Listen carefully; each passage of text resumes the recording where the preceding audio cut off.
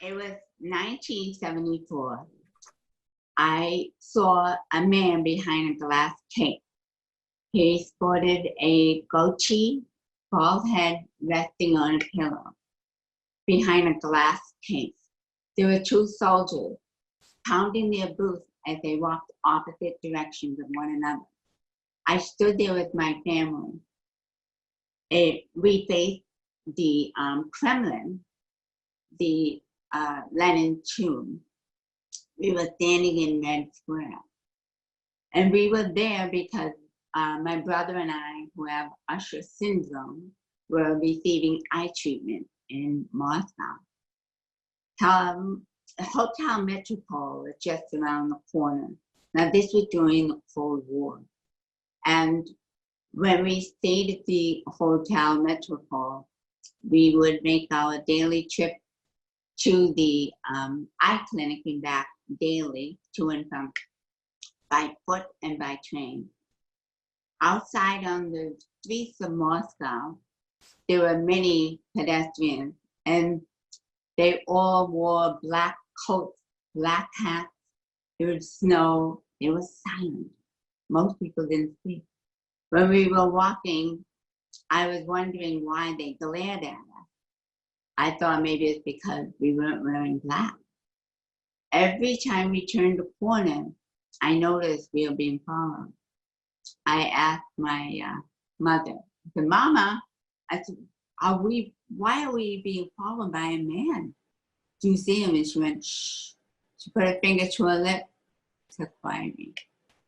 We walked over to the metro, an impeccably clean train station. The escalators, ascending and descending, were always full, but it was silent. All you could hear when the train, the electric doors would come to a shut. And when the doors shut, there was an ear-splitting echo that always made me shudder. I was terrified. After each day when we returned from the eye clinic and back at the hotel, often when we walked into the room, my dad would say, shh, put his fingers to his lips to remind us that our room was being bugged. And at that point, I used to always play Motown, our favorite music, in a cassette recorder.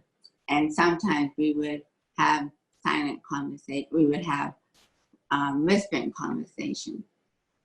Next, I had an issue with letters that I had sealed and written to a friend. They were opened, but not by my family. I was frightened, I was anxious. I also had a series of panic attacks and it started.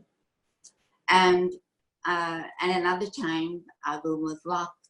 We couldn't get out, which is another ordeal. So we grew increasingly fearful and anxious.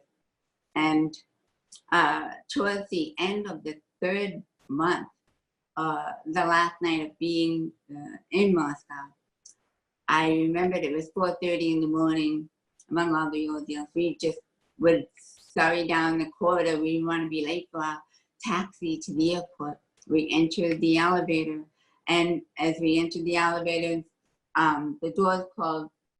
Halfway down, it opened, and we saw a brick wall, and the digit 3 was on the wall.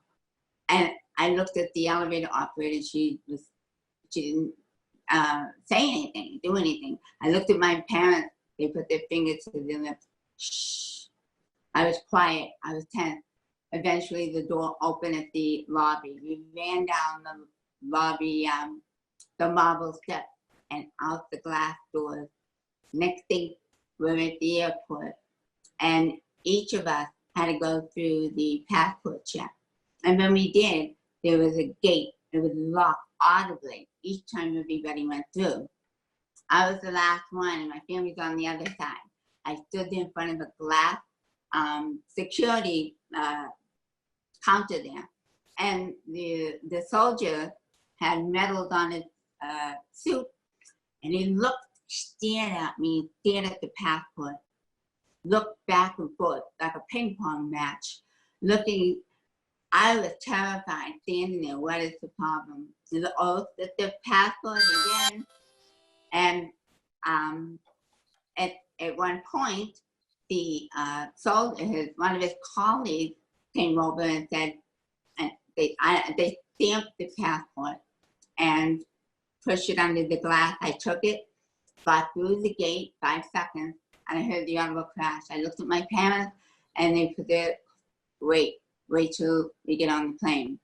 23 odd hours later, on the plane, one stop, we finally descend. I look out the window and I see the Statue of Liberty with this crown lit up, and the New York City with its multiple colors, multiple colors, beautiful. And my parents sitting nearby talking, and then I realized it's okay to talk. Thank you. Yay.